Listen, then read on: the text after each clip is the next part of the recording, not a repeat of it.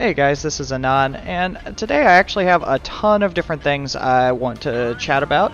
Not only going to be talking about this tank here that we're going to start watching some video on, but also this is actually the 1-year anniversary of my YouTube channel, and so I really just want to take the time to say thank you guys so much for the incredible support I've had since day one. I started my channel just kind of on a whim because it didn't seem a lot of people were producing content. I wasn't even doing voice when I began, just doing some gameplay and recording here and there, and as you guys gave me feedback and said what you were really looking for in the community was kind of the mindset of a unicum. So I really just kind of worked to expand that, and we've just grown so much. We're over 3,000 subscribers now, which in just under, or right at a year, I think is really impressive. The Twitch channel is doing extremely well too. We have the most subscribers of anybody streaming Twitch in streaming World of Tank Blitz in North America, and I think that's really fantastic, and just a testament for the support we've been getting from you guys. So really appreciate that, and hopefully we'll continue to grow in this second year. Always have some new ideas I'm trying to work on, as well as expanding some series that I've started already, like the Clutch series. I've been getting a lot of requests to do another video for that, and hopefully I can do that soon. This is kind of my slow season in personal life, so I'm able to produce a little bit more of that kind of content that takes more work, and so hopefully that'll be coming soon. As well as pretty much any other ideas that are coming. I also am starting to think a little bit about kind of expanding my reviews and looking a little bit more in depth with stats. I have a personal spreadsheet I keep that is how I compare tanks to each other, kind of on an unbiased basis, especially in my new content reviews. I like to enter them in so I can see everything line item to line item and get an idea of how they're going to compete versus other tanks for the tier.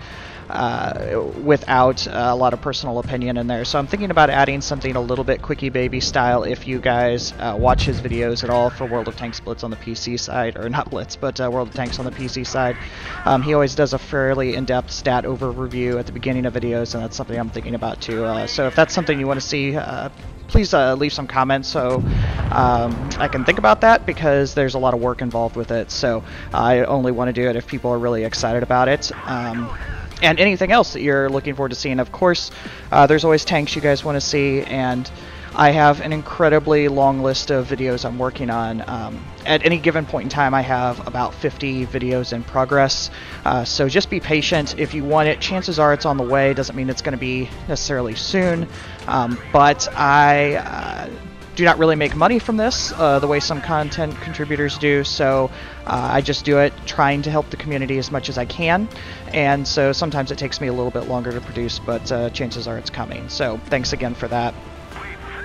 But anyway, we are looking today at another iteration of low tier Lolz, and this is on the Tetrarch, the tier 2 Russian light tank, and it seemed appropriate. I've had some footage saved up from this. Actually, I had to throw a bunch of it away because a lot of my best games were on old mines, so that didn't really seem relevant anymore. But it seemed particularly timely since the Tetrarch isn't always available anymore, but is available for sale right now. So I thought for anybody that's interested in some seal clubbing or just kind of some fun low tier play, that you might enjoy taking a look at this, because I don't think it's massively owned in general, and it's really a lot of fun. As most of you know, I don't seal club very much. I don't even have 100 battles on the Tetrarch, I don't believe, but this is one that I really enjoy. On the surface, it doesn't really do too much particularly well or poorly. It's kind of a vanilla tank,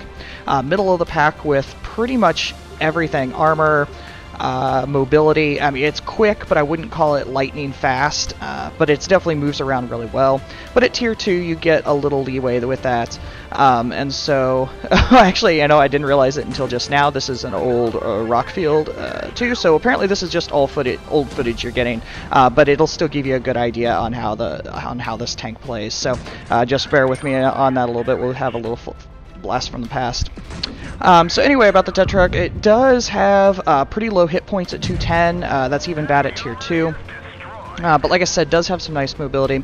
The thing that I think is probably the #1 feature for the Tetrarch is its gun handling and penetration values. The DPM is pretty middle of the pack because it has that low alpha, high rate of fire gun, but the penetration values are fantastic. They're better than even a lot of tier 3 late tanks, so anything you run into, you're going to be able to do damage. You're just going to have to shoot a lot to do it. Aim time is pretty average, but it actually has really nice dispersion, also at 0.36. So for a low tier tank, especially, it means you're just going to hit a high percentage of your shots, which I think is something that's really valuable and something that makes some of the low tier tanks fun when you can just kind of run around, relocate, keep moving, and actually make sure you're doing good damage. So so yeah, it's just something I really enjoy. There's only so much I'm ever going to say about a low tier tank, because it is definitely seal clubbing, and there's a lot of really good seal clubbing tanks out there. It's something they keep adding, but for a nice casual experience, I think it's something that can be very cathartic for a lot of players. We all run into batches of bad matchmaking, so this is a tank that can really do well with that. And you can see here where I'm just kind of coming up into spots, keeping distance. I mean, it's going to stay pretty simple with these low tier plays. Sometimes even with the situations of getting on 1 versus 3s and kind of stuff like that, it lets you really maneuver around well and relocate and continually flip the map. But you can always learn good tactics that you can apply into higher level gameplay, like constantly keeping in these bushes and stuff like that. But in general, it's really more of a relaxing experience, and something I was happy to share today.